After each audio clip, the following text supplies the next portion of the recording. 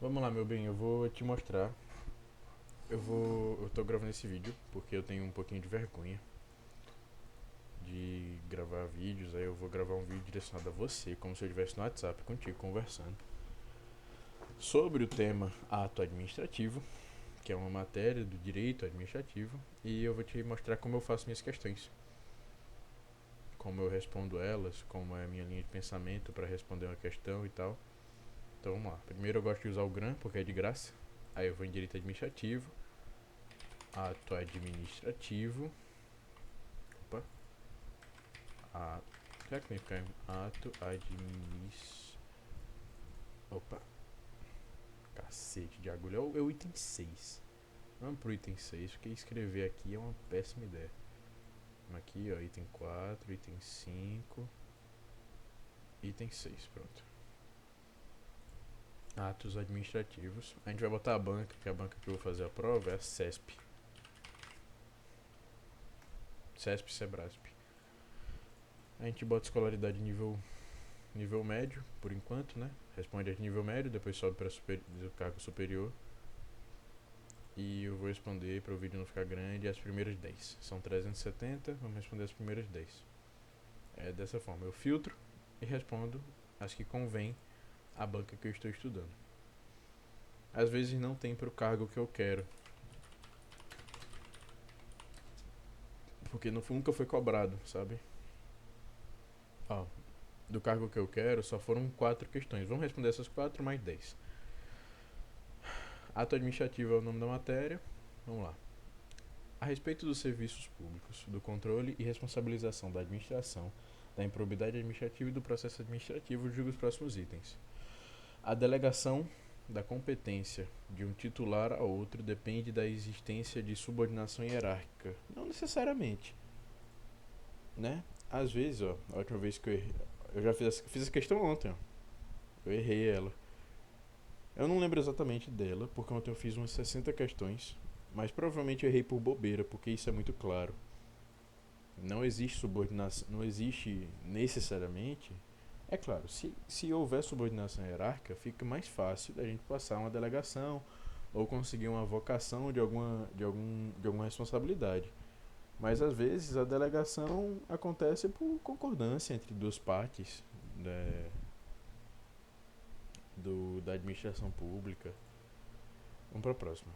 Ato praticado por agente não competente para fazê-lo poderá ser convalidado. O que é ser convalidado? Eu estudei. Vamos lá. Um ato convalidado é um ato. Imagina que a gente tem um ato que ele tem um vício. E esse vício ele é sanável. O que é um vício? É quando ele. Por exemplo, no exemplo nessa questão que a gente tem, o vício que ele traz, ó, é um vício de incompetência. O que significa? Que eu, agente público, tenho um limite de onde até onde a minha competência vai. Se eu passo dessa competência, por exemplo, eu cuido de 10 funcionários públicos, tenho um cargo de chefia de uma GEX do INSS e lá dentro eu coordeno 10 funcionários, 10 técnicos. E por acaso eu faço eu cometo um ato, eu faço uma coisa que diz respeito ao meu GEX, ao meu centro, só que deveria ter sido feito pelo líder regional, sabe? Então aí há um vício de competência. Então vamos lá para a questão. O ato praticado por agente não competente para fazê-lo poderá ser convalidado. O que é convalidado? Consertado. É basicamente tipo, olha, você fez isso, mas isso estava certo. Mas não era competência sua fazer isso. Mas, como eu sou seu superior e eu sei que isso aqui tá certo, então eu vou convalidá-lo, passando minha assinatura aqui por cima. É tipo, ó, o ato que você cometeu não era sua competência, mas eu vou dar o meu nome aqui porque eu tenho certeza que esse ato é válido, então eu vou convalidá-lo. Vamos lá para a questão, porque eu já expliquei demais, talvez tenha ficado até confuso.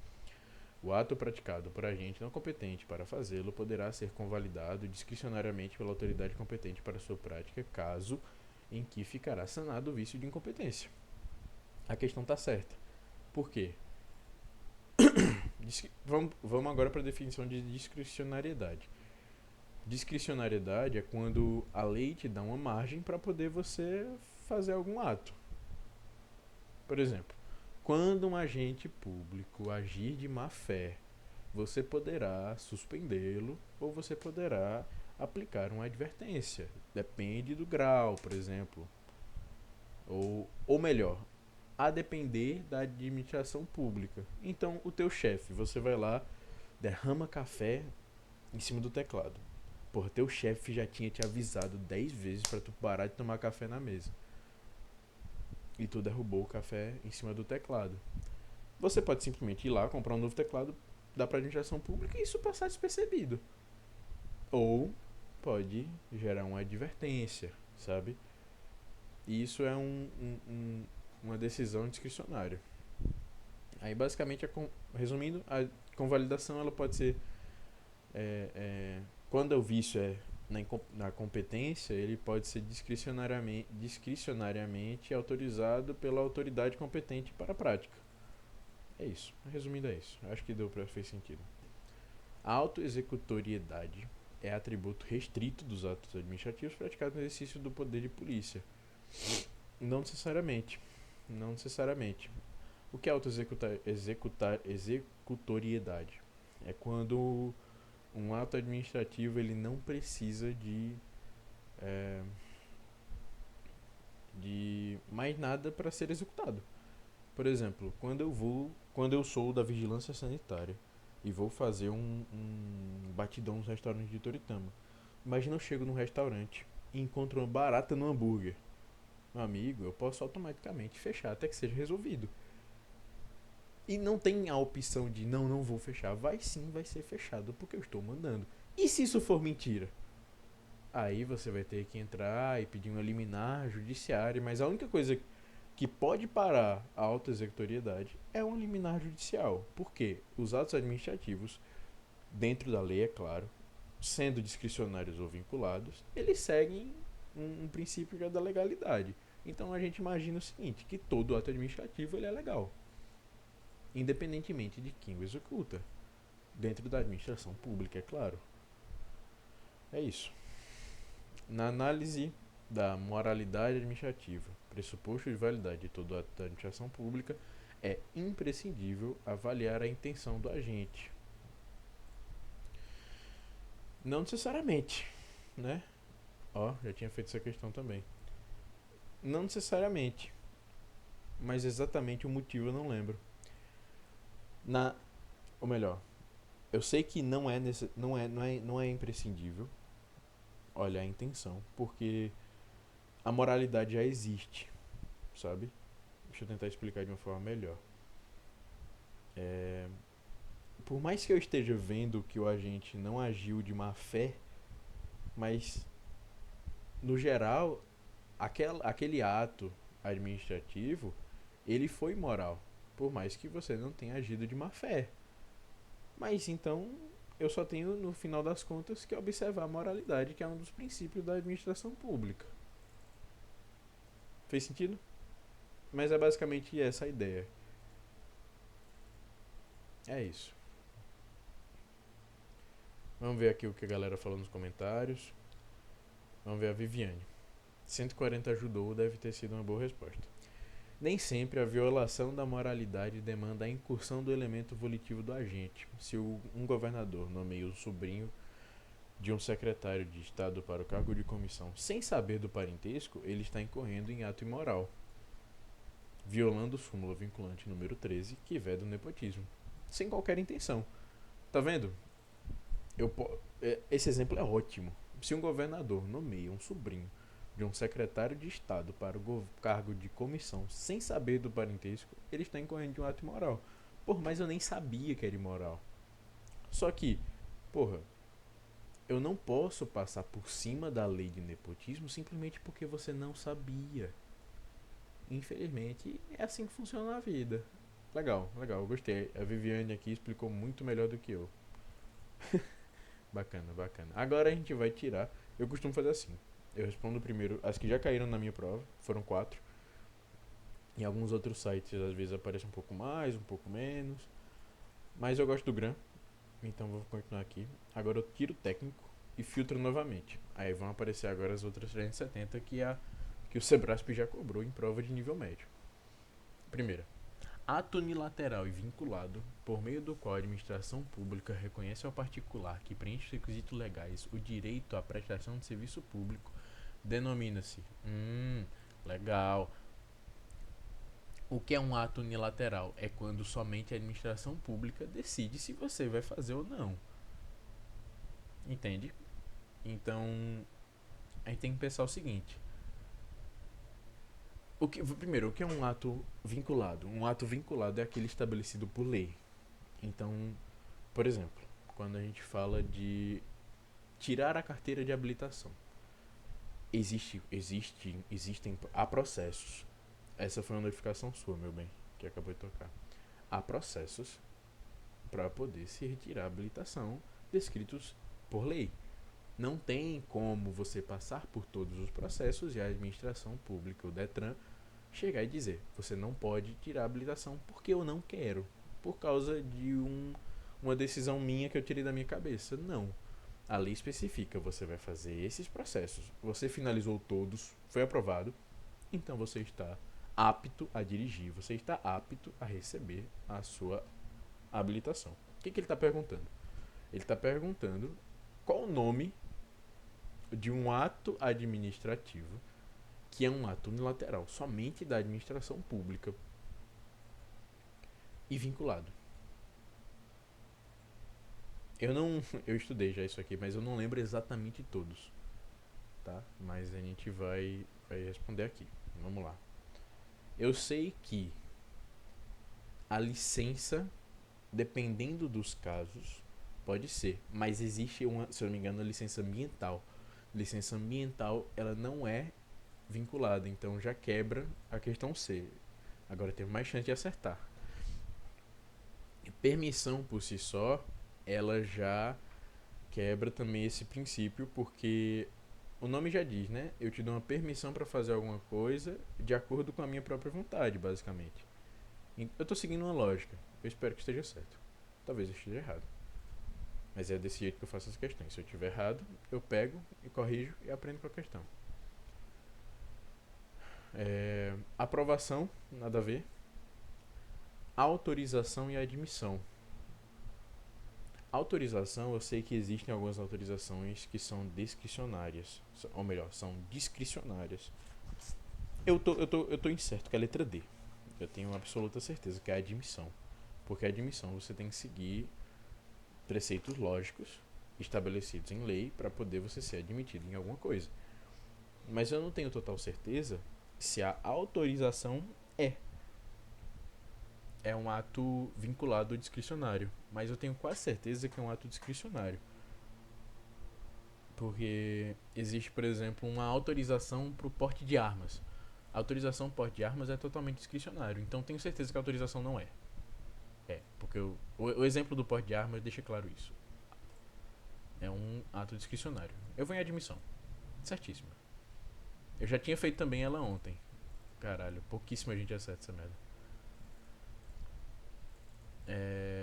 É isso.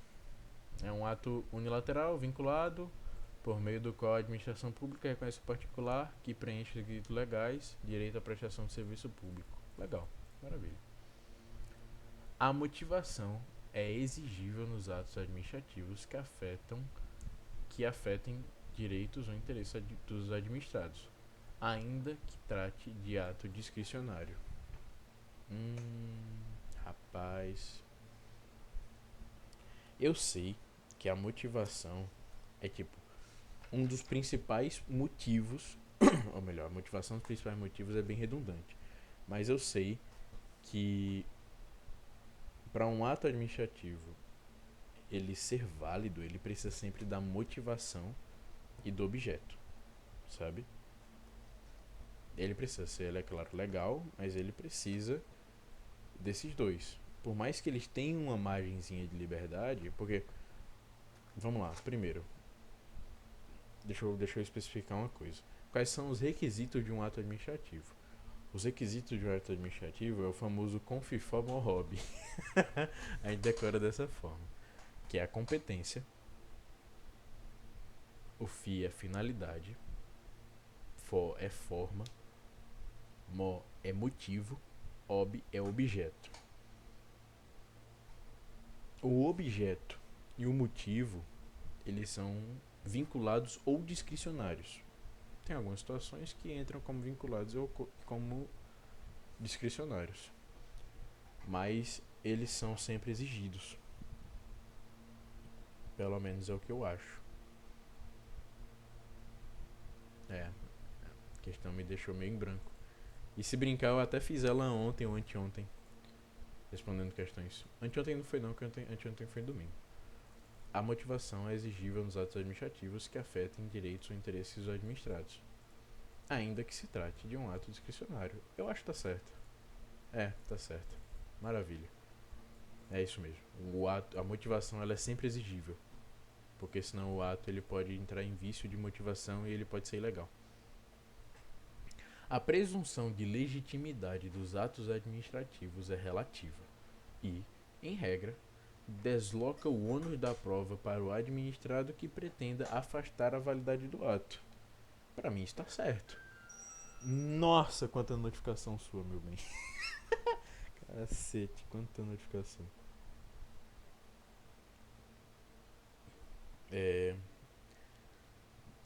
Vamos lá, relendo a questão.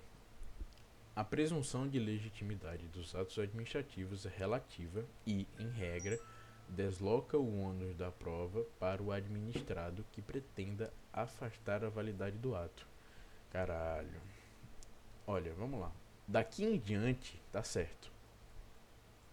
Mas dizer que a presunção dos atos administrativos ela é relativa, isso me quebra um pouquinho. Porque a presunção da legitimidade dos atos administrativos não é relativa. Ela é absoluta. Eu acho que tá errado. Tava certo. Vamos ver agora o motivo da gente ter errado. Primeiro eu gosto de olhar os alunos e depois eu jogo pro ChatGPT. Tenha mando cuidado com o ChatGPT porque ele erra muito também. A presunção de legitimidade é relativa. É o famoso juris tantum. Ou seja, admite prova em contrário. Por isso o ato produz efeitos desde logo. Eu não entendi. Não entendi. Porque pra mim relativa. Vamos ver. Vamos ver o que o chat fala. Essa afirmação descreve exatamente a presunção de legitimidade e veracidade dos atos administrativos. Quando a administração pratica um ato, presume-se que ele foi praticado conforme a lei e baseado em fatos verdadeiros. É exatamente o que eu te expliquei. Por causa dessa presunção, o ato produz efeitos imediatamente, mesmo que alguém o conteste. É nisso aqui que eu tô com dúvida, porque pra mim, o sentido de relativo é exatamente o contrário. Porque ela admite prova em contrário, tá? Então não é que ela é relativa a partir do momento que ela existe, ela é relativa porque ela aceita prova ao contrário, tá? Eu preciso anotar isso no meu caderno de erros. Um segundinho, meu amor. A presunção de legitimidade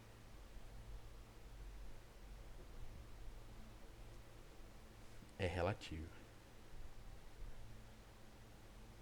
pois aceita é, pois aceita. Deixa eu ver.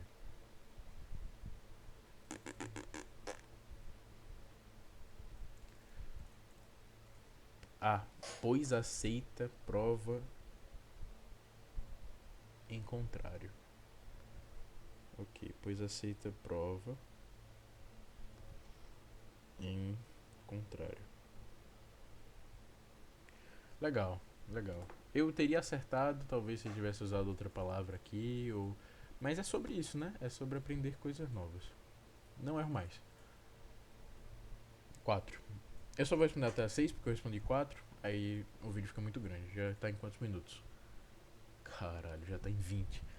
Forma e objeto são requisitos necessários à formação de um ato administrativo. A forma se refere às formalidades indispensáveis à existência do ato, e o objeto é sempre a criação de situações jurídicas concernentes às pessoas ou atividades sujeitas a ações do poder público. Rapaz, eu acho que tá errado. A forma e o objeto não são requisitos necessários. Mas vamos ver se é exatamente esse o motivo. Por quê? Por mais que eu tenha acertado, talvez eu tenha acertado pelo motivo errado. E acertar pelo motivo errado é errar.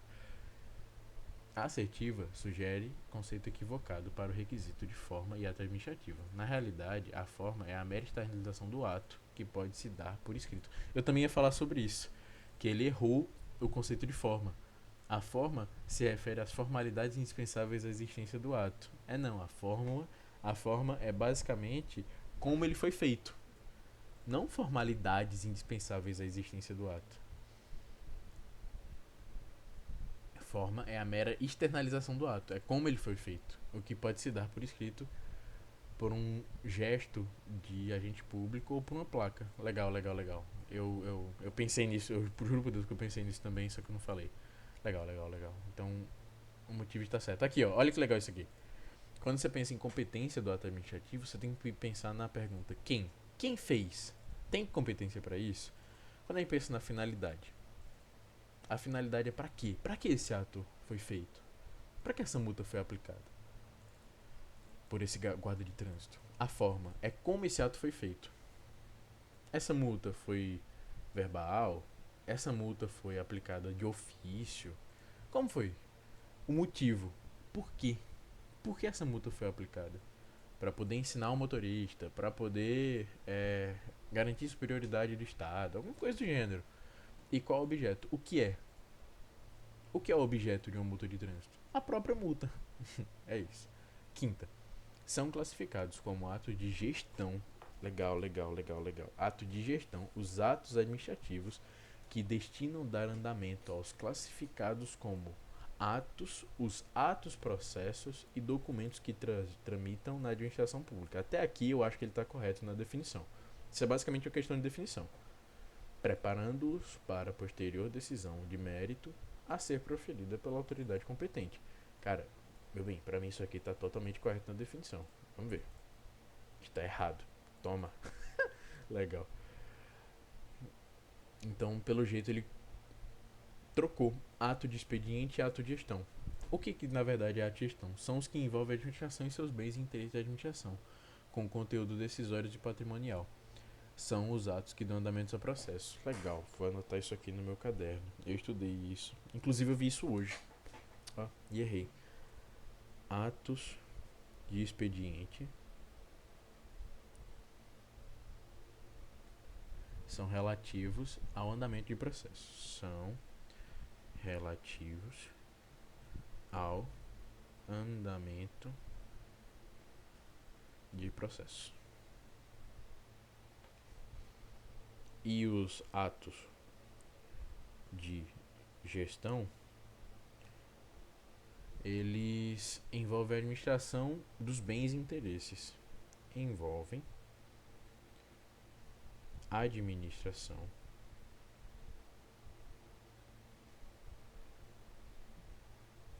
dos bens e interesses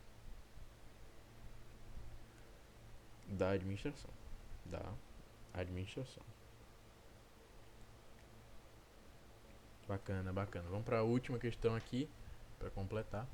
O atributo pelo qual o ato administrativo deve corresponder a figuras definidas previamente pela lei como aptas a produzir determinados resultados é denominado de... Tem questões que você lê e você não entende nada. Aí você para, respira e relê. O atributo, ele está perguntando dos atributos da administração pública, qual deles, nós temos alguns, como imperatividade, autoexecutoriedade, presunção de legitimidade, que é basicamente a mesma coisa que presunção de veracidade. Então provavelmente não vai ser nenhuma dessas duas. Mas o atributo pelo qual o ato administrativo deve corresponder a figuras definidas previamente pela lei como aptas a produzir determinados resultados é denominado de tipicidade. Porque tipicidade, vamos lá, eu vou por eliminação. Autoexecutoriedade, eu já tinha explicado anteriormente, não vou explicar de novo, mas é basicamente os atos sendo executados automaticamente a partir do momento em que o administrador, em seu poder de polícia que seja, ele ordena. Imperatividade é o poder de... É, como é que eu posso explicar? É o poder que o ato administrativo possui de impor uma obrigação, sabe? Então, ele impõe uma obrigação a você, independente se você quer ou não quer. Então, isso é imperatividade. Presunção de legitimidade e presunção de veracidade me quebra um pouco, porque tipicidade, pela definição da palavra, basicamente são basicamente coisas definidas previamente em lei. Aí o que a questão fala? Ele quer um atributo pelo qual o ato deve corresponder a figuras definidas previamente em lei. Presunção de legitimidade não necessariamente está definida em lei, não.